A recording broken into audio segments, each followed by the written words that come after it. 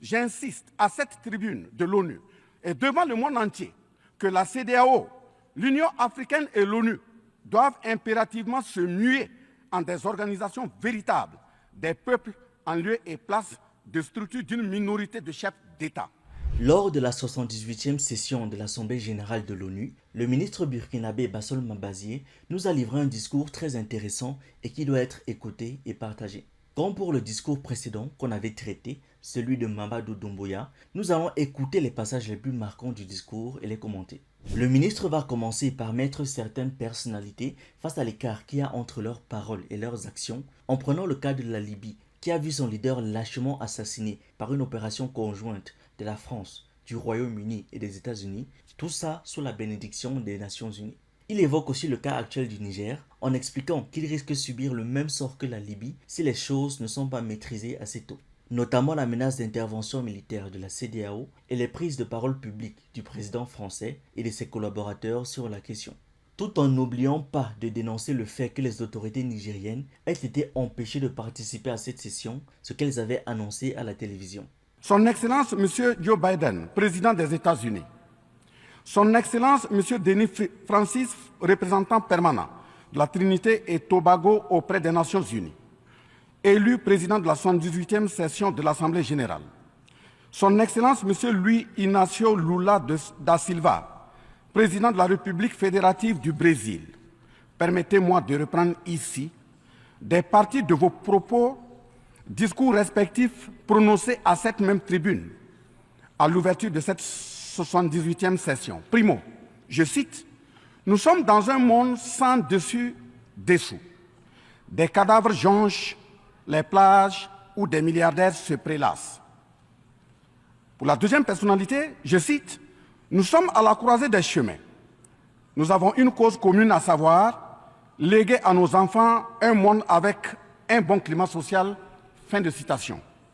Pour la troisième personnalité, je cite, « Malgré les difficultés, nous pouvons nous en sortir. Ce ne sont pas les capacités qui manquent, mais la volonté politique. Sinon, nous pouvons apporter le progrès et la paix pour tous. » Fin de citation. Pour la quatrième personnalité, je cite, « Il y a dissonance entre les discours et les pratiques, les faits. Le Conseil de sécurité de l'ONU est paralysé. L'ONU doit assumer ses fonctions d'un monde solidaire et équitable, conformément aux principes édictés dans la Charte. Cela suppose qu'on ait le courage de lutter contre les inégalités. » Fin de citation. La quintessence des expressions de ces quatre autres personnalités signifie clairement que les inégalités dans le monde sont voulues, sinon qu'avec un minimum de courage et de volonté politique, nous pouvons, à défaut de les éradiquer, les amenuiser à leur congrue expression. En effet, chaque année, les discours pleuvent au même titre que les promesses et engagements. Les preuves de la dissonance entre les discours et les faits sur ces questions de principes contenus dans la Charte de l'ONU, dont la justice, l'égalité, la dignité, l'intégrité, le droit à l'autodétermination, la souveraineté des États, l'inviolabilité du territoire et le respect du droit international sont ce qui se passe en Libye, dans le Sahel, précisément sur le Niger, et sur la crise entre la Russie et l'Ukraine. D'abord, en Libye, suite à cette catastrophe diluvienne, des milliers de voix ont été fauchées, des milliers de vies donc ont été fauchées, pour badigeonner nos consciences de tranquillité transparente. Chaque nation se précipite pour présenter sa compassion, sa solidarité.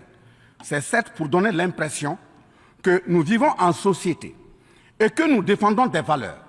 L'honnêteté intellectuelle recommande et l'histoire des consciences nous reflète que nous devons présenter nos sincères excuses au peuple libyen pour avoir été, collectivement et individuellement, par passivité condamnable ou par complicité active et inacceptable, aux côtés des bourreaux qui ont été la première catastrophe anthropique en Libye. C'est cette catastrophe qui a mis la Libye à genoux en la saccageant et tuant son guide avant que les eaux de déluge ne viennent l'endeuiller davantage. Et malheureusement, à la tête de cette catastrophe humaine était l'ONU sous la résolution 1970. Et le silence coupable voit la complicité de la CEDEAO et de l'Union africaine, Cette macabre intervention, avec la France de Nicolas Sarkozy en tête, a liquidé le guide libyen, le colonel Muammar Kadhafi, le 20 octobre 2011. Si les condoléances au peuple libyen avaient un minimum de bon sens et sans hypocrisie, cette diplomatie macabre n'aurait jamais lieu autour du cas du Niger pour y créer une Libye bis. Aujourd'hui, nous avons fait le constat malheureux que contrairement au discours de profession de bonne foi prononcé à cette tribune de l'ONU, invitant au respect de la charte de l'ONU et du droit international, les dirigeants représentant le peuple frère du Niger ont été pratiquement interdits d'accès au siège des Nations Unies. Il va ensuite appeler les différents pays d'Afrique, et particulièrement ceux d'Afrique de l'Ouest, à ne pas jouer le jeu des impérialistes, afin d'éviter que le cas de la Libye se reproduise. Il ajoute aussi que les organisations telles que la CEDEAO, l'Union africaine ou encore l'ONU, qui malheureusement sont aujourd'hui des organisations de l'hégémonie occidentale, à devenir ce qu'elles sont censées être d'après leurs textes et à ne pas se laisser piloter par des mains obscures et participer à la déstabilisation d'États. Je lance un appel vibrant et solennel au peuple sénégalais, béninois, nigérien, ghanéen, tchadien, ivoirien, comorien, bissau-guinéen et tous les peuples d'Afrique à se mobiliser davantage dans la fraternité et la solidarité africaine afin d'éviter que les impérialistes mettent le feu au Niger, comme le cas de la Libye. Monsieur le Président, Monsieur le Secrétaire général, distingué personnalité, j'insiste à cette tribune de l'ONU et devant le monde entier que la CEDEAO, l'Union africaine et l'ONU doivent impérativement se muer en des organisations véritables des peuples en lieu et place de structures d'une minorité de chefs d'État. Elles ne doivent pas être utilisées et instrumentalisées pour déstabiliser des pays frères en assassinant leurs leaders. Ce n'est qu'à ce prix que la charte de l'ONU et le droit international auront un sens. Comme l'avait déjà fait remarquer le capitaine Ibrahim Traoré, lorsque les Ukrainiens prennent les armes pour défendre leur patrie, ils sont qualifiés de patriotes. Mais lorsqu'il s'agit des Burkinabés, Maliens et Nigériens, ils sont qualifiés de milices. Le ministre va alors tout simplement rappeler le 2 poids 2 mesures de la communauté internationale. Enfin, parlant de la charte de l'ONU et du droit international, un conflit entre la Russie et l'Ukraine est entretenu et voulu par certaines puissances. Ainsi, plusieurs pays occidentaux, notamment les États-Unis et l'Union européenne, y ont déversé toute sorte de soutien, notamment militaire.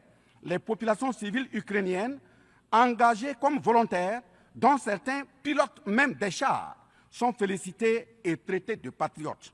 Le Mali, le Niger et le Burkina Faso font face à une guerre qui leur a été imposée par l'impérialisme sous le couvert de terroristes de tout acabit, sémant terreur et désolation.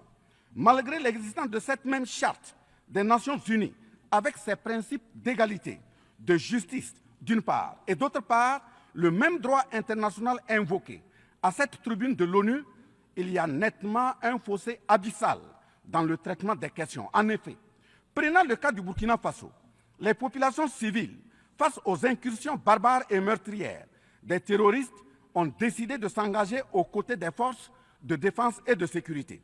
Ces populations ainsi engagées, formées et encadrées par les FDS, sont appelées des volontaires pour la défense de la patrie. Ainsi, au Burkina Faso, nous avons 58 000 VDP, dont 42 000 VDP communaux et 16 000 VDP nationaux, qui combattent sur tous les fronts aux côtés des forces de défense et de sécurité, formées, encadrées, orientées par elles.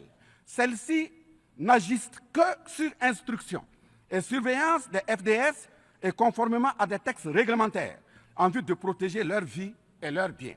Ce sont ces patriotes que certains chefs d'État de la CEDEAO et de l'Union africaine, sur instrumentalisation de puissances impérialistes capitalistes, tentent de faire croire à la communauté internationale que ce sont des milices. C'est cela le mensonge éhonté d'État. Monsieur le Président, Comme on s'y attendait, un certain pays a tenté de faire main basse sur le nouveau gouvernement burkinabé, que ce soit en introduisant des valets à des postes stratégiques ou en tentant de corrompre le président de la transition en lui promettant qu'il pourrait rester au pouvoir comme il le souhaite s'il respecte leurs conditions. Le ministre Bassolma n'hésite pas non plus à dénoncer les multiples sanctions auxquelles fait face son pays. Le Burkina Faso subit des sanctions cyniques suite au coup d'État du 30 septembre 2022. Cette nébuleuse dite communauté internationale, sous l'impulsion de la France qui est passée par ses valets locaux en Afrique, a tenté d'abord de faire nommer un Premier ministre au Burkina Faso en vain. Ensuite, ils sont passés à l'imposition de ministres dans des postes stratégiques au sein du gouvernement burkinabé en vain. Et enfin, ils ont négocié le maintien des relations afin que le capitaine Ibrahim Traoré mette en œuvre tout ce qu'ils décideront, condition sine qua non d'une durée à souhait au pouvoir. L'ayant aussi refusé, au nom de l'intérêt supérieur de son peuple, une avalanche de mesures répressives, de menaces, de tentatives de coup d'État, manœuvres immorales sont en élaboration dans des laboratoires criminels. Et malheureusement, toutes ces manœuvres et missions macabres sont pilotées en marionnettes téléguidées par des personnages de couloir présidentiel africains. C'est ainsi que même cette fameuse initiative d'Accra, sans le Mali, n'a pas fait long feu. Troisièmement, en plus des coupures d'aide, d'annulation de conventions de formation de nos forces de défense et de sécurité, nous assistons au blocage de notre matériel militaire, commandé avec la sueur de nos compatriotes, toujours sous l'impulsion de la France. En exemple, pour les vecteurs aériens nécessaires pour le contrôle et la défense du territoire, nous avons eu un contrat avec le Brésil, dont la licence d'armes devait provenir de la Belgique et le système de navigation de tir ainsi que des caméras des États-Unis d'Amérique, puis un moteur du Canada. Ces moyens sont aujourd'hui fallacieusement et cyniquement bloqués. Vous parlez de défense des droits humains à cette tribune de l'ONU. Je vous invite donc à nous livrer incessamment nos armes pour la défense et la protection de nos populations meurtries. En tout état de cause, vous êtes solennellement saisis. Et si rien n'est fait, l'histoire vous tiendra responsable de non-assistance à personne en danger. Jusqu'ici, le discours était assez calme. Et pour le pimenter un peu, le ministre va annoncer que son pays compte nouer des partenariats avec qui il veut, en prenant soin de citer les pays que la communauté internationale n'aime pas. Le Burkina Faso liera de façon souveraine ses partenariats avec qui il veut et achètera ses moyens de défense avec qui il veut. Qu'un pays s'appelle Russie, Iran, Turquie, Azerbaïdjan, Cuba, Nicaragua, Corée du Nord, le Burkina Faso y achètera et y vendra librement ses produits sans intermédiaire, encore moins une autorisation de qui que ce soit. Et cela advienne que pourra. Comment est-ce que les armées les plus puissantes du monde, avec tout l'armement technologique dont elles disposent, n'arrivent pas à se débarrasser de terroristes? Comment est-ce qu'ils comptent nous expliquer que des gens qui ont accès aux satellites et à leurs images ne sont pas capables de repérer les terroristes et de mener des attaques ciblées? S'ils ne sont visiblement pas là pour mettre véritablement fin au terrorisme, quel est leur objectif? Et surtout, comment font ces terroristes pour avoir des armes aussi sophistiquées au point où tout un chef d'État a dit au cours d'une émission que les terroristes sont plus forts que son armée? Dans le Sahel, nous avons près d'une dizaine de milliers de soldats d'armées étrangères, composés en majorité de soldats français, mais également des soldats américains, allemands, italiens, etc., avec des armes, des matériels volants et de surveillance des plus sophistiqués au monde.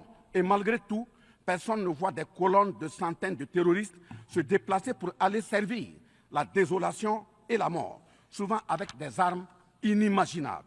Au Mali, au Niger et au Burkina Faso, il n'y a ni usine de fabrique d'armes, ni de munitions. Qui recrute donc ces terroristes? Qui les entraîne?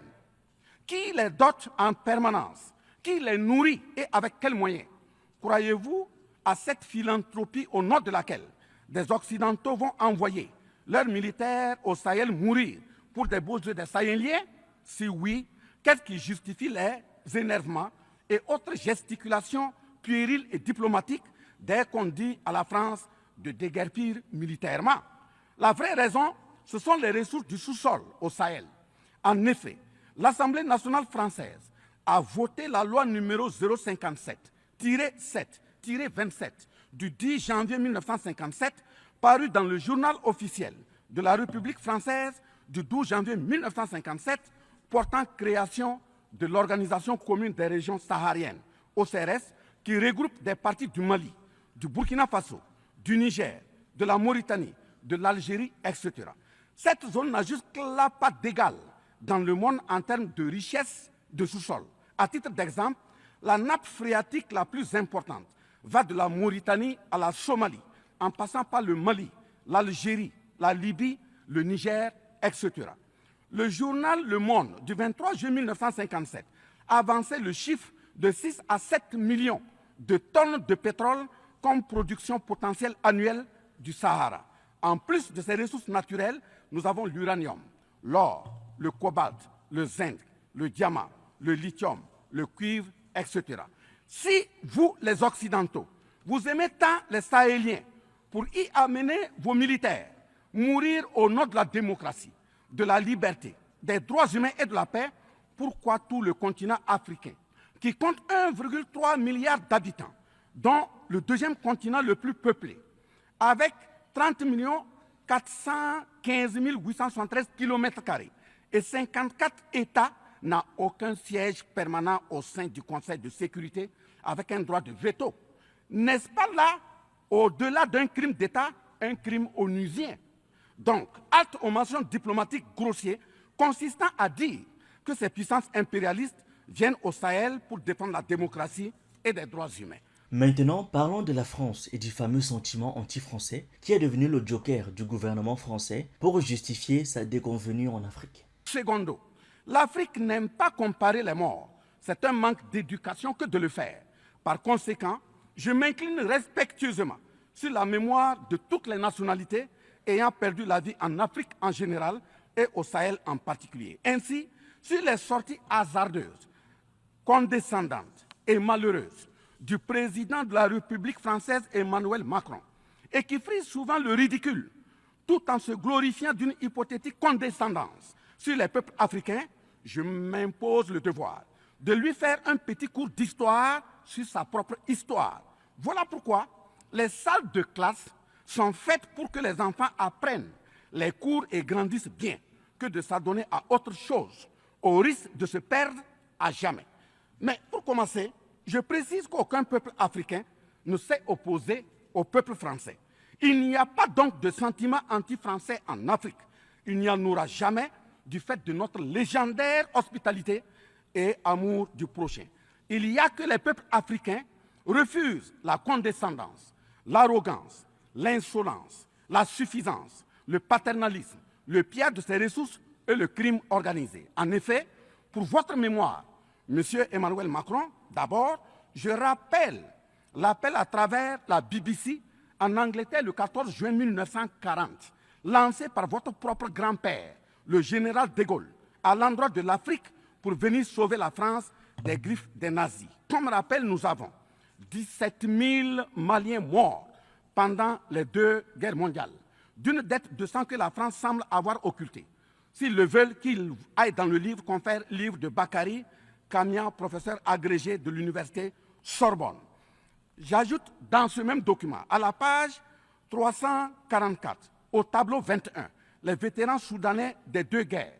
Il en résume un total du Burkina Faso, du Mali et du Niger à 82 208 combattants qui sont tombés. Et au niveau de l'Afrique occidentale française, il y a eu 154 519 combattants mobilisés, qu'ils se confèrent donc aux sources Henri Léger, rapport de fin de mission en AOF Dakar, le 13 juin 1950, archives du Sénégal, code 4 D 68, entre parenthèses 89, voire annexe 5. Ensuite, le 17 novembre 1986, François Mitterrand, président français d'alors, en réponse au capitaine Thomas Sankara, disait ceci, je cite, « L'Afrique a été pillée. J'ai parlé de matières premières. J'aurais dû parler des hommes. Pendant des siècles, on vous a exploité humainement. On a volé vos hommes, vos femmes, vos enfants. On s'est servi de vous. Je comprends votre refus, votre révolte, et j'approuve votre combat. Vous avez raison de refuser d'être un continent sacrifié. Le moment est venu où vous devez vous-même développer vos économies à partir de ces biens et de ces hommes. Et le devoir de ces pays qui ont profité abusivement du travail africain, c'est de restituer à l'Afrique une part de ce qui a été pris au travers des siècles derniers. Fin de citation. Effectivement, l'Afrique a toujours été vachement pillée mais elle reste riche en hommes, en valeurs et en richesses minières.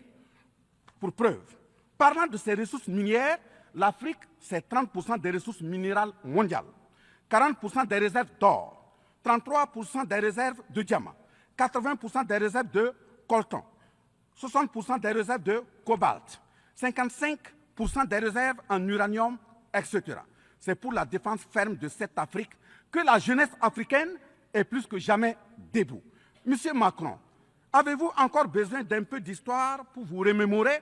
Enfin, bien avant cette sortie regrettable et donc malheureuse du président français Emmanuel Macron, il s'était attaqué, comme tant d'autres de ses compatriotes politiciens, à la maternité africaine. Et là aussi, je tiens à lui rappeler que l'Allemagne compte 80 millions d'habitants environ sur une superficie de 347 000 km² face au Congo, qui a 95 millions d'habitants sur une superficie de 2 345 000 km².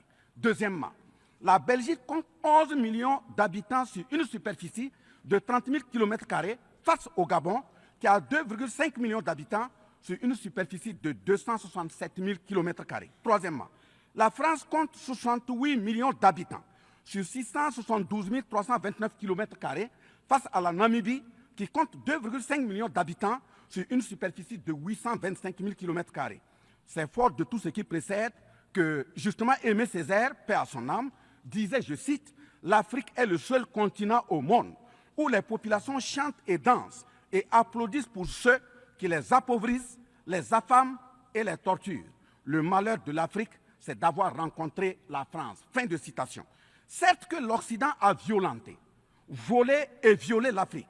Quelle est notre part de responsabilité en tant que dirigeants africains? N'est-ce pas nous, dirigeants africains, qui prêtons le flanc pour qu'on nous piétine?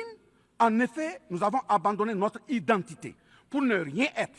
Nos noms ont disparu pour faire place à d'autres noms importés et qui ne collent pas à nos réalités.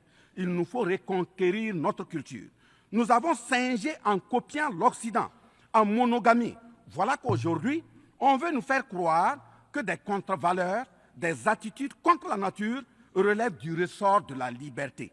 Il ne sera pas question d'homosexualité en Afrique, je le répète. Il ne sera pas question d'homosexualité chez nous. Notre cher ministre va même mettre en garde l'ONU contre un potentiel coup d'État. Non sans rappeler que les organisations dites internationales tendent toutes à être contrôlées par certains conglomérats aux puissances occidentales. La paralysie du Conseil de sécurité de l'ONU, la paralysie de l'Organisation mondiale du commerce, la montée des tensions suite au repositionnement géostratégique. L'Organisation mondiale du commerce également encore bloquée. Le Fonds monétaire international FMI et la Banque mondiale qui fonctionnent en véritables usuriers. L'Organisation mondiale de la santé qui est de plus en plus dominée par les firmes pharmaceutiques de rente, donnant ainsi une priorité commerciale que sociale aux vaccins tels que le vaccin contre la Covid-19. L'ONU qui devient de plus en plus l'ombre d'elle-même de par les tentatives de sa prise en otage par un conglomérat de puissances internationales impérialistes, brouillant ainsi la clarté et le sérieux dans ses prises de position, etc. Par conséquent, les peuples africains en général, et sahéliens en particulier, se battront vigoureusement pour que la CEDEAO, l'Union africaine et l'ONU soient des institutions au service véritablement des peuples du monde pour leur profonde émancipation et le progrès social véritable. Parce que ce sont les manquements de ces organisations, leur manque de sincérité, leurs décisions clientélistes et à géométrie variable, la couverture des tripatouillages constitutionnels, avec leur lot de crimes, la promotion de la mauvaise gouvernance, le pillage, la désorganisation sociale et la corruption qui conduisent immanquablement au coup d'État, qui ne sont donc que des conséquences. Traitons donc les causes et les conséquences disparaîtront d'elles-mêmes.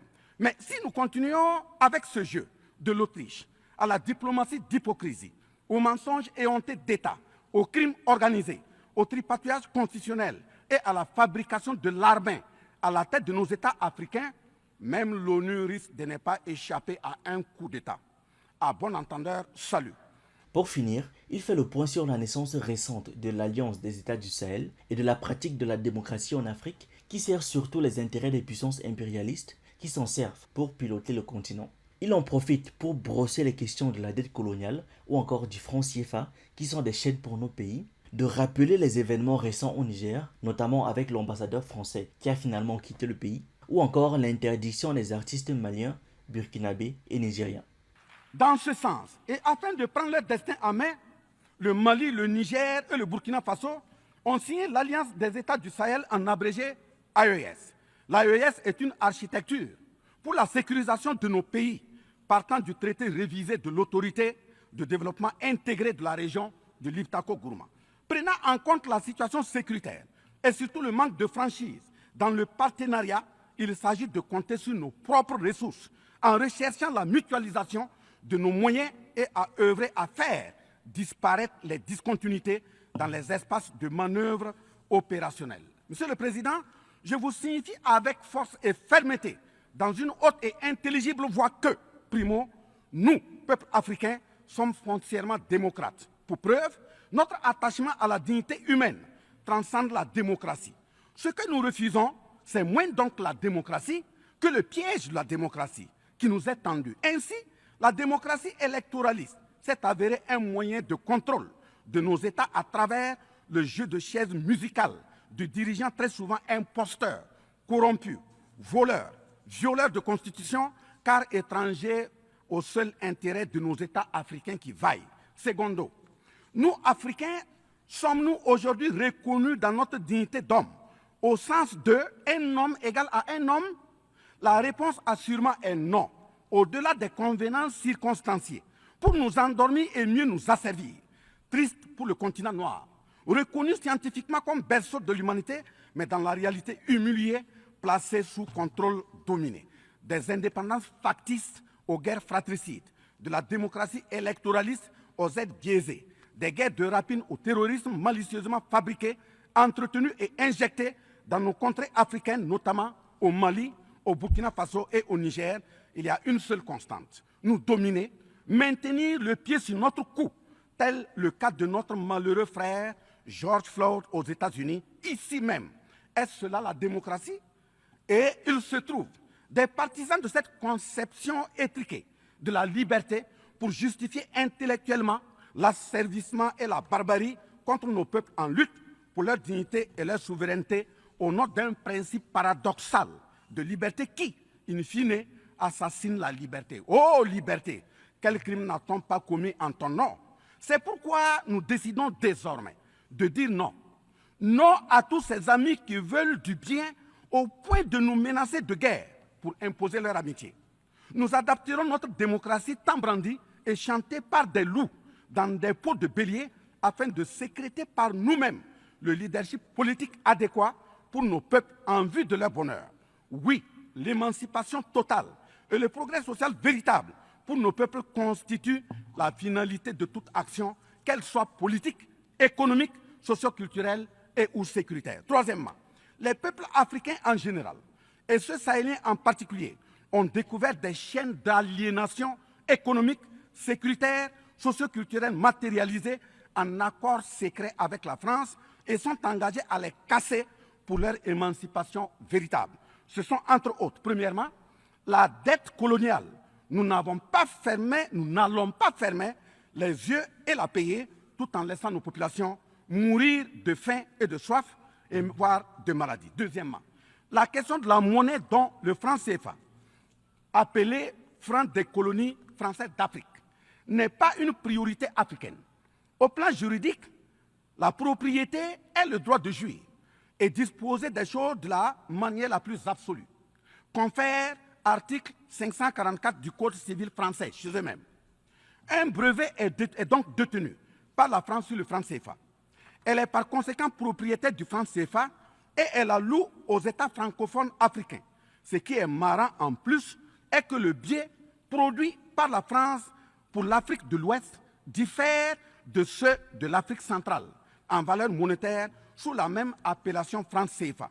Le seul document reconnaissant le franc CFA est le décret numéro 45-0136 du 26 décembre 1945, dont les signataires furent Charles de Gaulle, président du gouvernement provisoire, René Pleven, ministre des Finances, et Jacques Soustel, ministre des Colonies. Quatrièmement, la priorité aux intérêts aux entreprises françaises dans les marchés publics et appels d'offres publics, c'est terminé. Cinquièmement, le droit exclusif de fournir des équipements militaires et de former les officiers militaires des colonies, là également, c'est terminé, etc. Quatrièmement, personne n'applaudit un coup d'État. Mais si nous ignorons que ces coups d'État sont souvent des conséquences de la mauvaise gouvernance et des tripatouillages constitutionnels pour s'offrir des mandats supplémentaires, il y en aura toujours. Donc, ayons la lucidité de combattre les vraies causes en restant exigeants sur le respect des règles démocratiques et de la bonne gouvernance. Cinquièmement, les peuples africains ne sont pas opposés au peuple français, mais c'est plutôt la politique française, pleine de condescendance, qui est rejetée. En effet, la France, en refusant le rapatriement de son ambassadeur récusé au Niger, est une violation du droit international, notamment l'article 9 alinéa 1 et 2 de la Convention de Vienne sur les relations diplomatiques de 1961. En décidant de l'interdiction des artistes du Burkina Faso, du Mali et du Niger en France, c'est une méconnaissance très grave de la portée culturelle en tant que moteur d'équilibre familial, communautaire, voire national. L'artiste est un médecin du psychique, même à distance. En déclarant qu'ils ne veulent pas de chômeurs, de migrants, de voleurs, etc. en France, nous en Afrique en général, et au Sahel en particulier, ce sont les producteurs de chômeurs et de voleurs via le pillage cynique de nos ressources que nous ne voulons pas. Mais sincère reconnaissance au peuple du monde, à l'ensemble des personnalités à tous les niveaux dans le monde, qui comprennent et accompagnent le Burkina Faso, le Mali et le Niger, dans cette montée, certes difficile, mais s'adresse totale sur le chemin de la pleine émancipation, l'expression de la dignité, de l'honneur, de la liberté, de l'égalité, de la prospérité, de la justice et donc de la paix. Face à la situation que traverse le Burkina Faso, le gouvernement burkinabé a mis en œuvre des actions vigoureuses à travers l'adoption d'un nouveau plan de développement, le plan d'action pour la stabilisation et le développement, et ses 4 axes prioritaires qui sont, premièrement, la lutte contre le terrorisme et la restauration de l'intégrité territoriale. Deuxièmement, la réponse à la crise humanitaire. Troisièmement, la réponse de l'État à l'amélioration de la gouvernance. Et pour terminer, le dernier élément, la réconciliation nationale et la cohésion sociale. Ces efforts visent à offrir à la population burkinabé de meilleures conditions de vie, tout en saluant l'ensemble des partenaires à travers le monde qui nous accompagnent. Nous invitons vivement ceux qui sont toujours dans le doute ou tétanisés par des rapports au contenu faux qu'ils sont les bienvenus au Burkina Faso, à condition que le partenariat cadre avec la vision de la transition résumée dans ces 4 axes. Vive l'ONU, vive la 78e session, vive les peuples en lutte, vive la solidarité entre les peuples, vive l'Afrique libre, vive l'Alliance des États du Sahel, vive le Burkina Faso, la patrie ou la mort, nous vaincrons. Je vous remercie. Que dire de plus? Sur la forme comme sur le fond, je suis conquis. Sur la forme déjà, on a un discours clair, bien organisé, tenu par un Burkinabé habillé en faso d'Anfani. Ça fait plaisir. Et sur le fond, on a un Africain qui expose l'hypocrisie de la soi-disant communauté internationale et dénonce les agissements des impérialistes, notamment la France, en Afrique, qui affirme la détermination de son peuple à assurer sa propre souveraineté, tout en appelant les peuples frères à ne pas se laisser piloter et intimider pour faire le jeu des Occidentaux. Mais cette année, ou alors cette session de l'Assemblée générale de l'ONU, ne sera ni la première, ni la dernière fois que nos dirigeants tiendront ce genre de discours. Ce qu'on attend d'eux, mais aussi de chacun d'entre nous en tant que citoyens, ce sont des actions concrètes. Dites-moi ce que vous en pensez en commentaire et on se retrouve dans une prochaine vidéo. Pour les nouveaux sur cette chaîne, on parle de culture africaine, d'actualité, de sciences humaines et on s'édifie sur un ensemble de choses qui nous permettent d'anticiper et d'être prêts à toute éventualité. Je vous encourage donc à vous abonner, à liker cette vidéo et à la partager en statut WhatsApp, sur Facebook, sur Instagram ou même ailleurs. C'est totalement gratuit et ça fait toujours plaisir.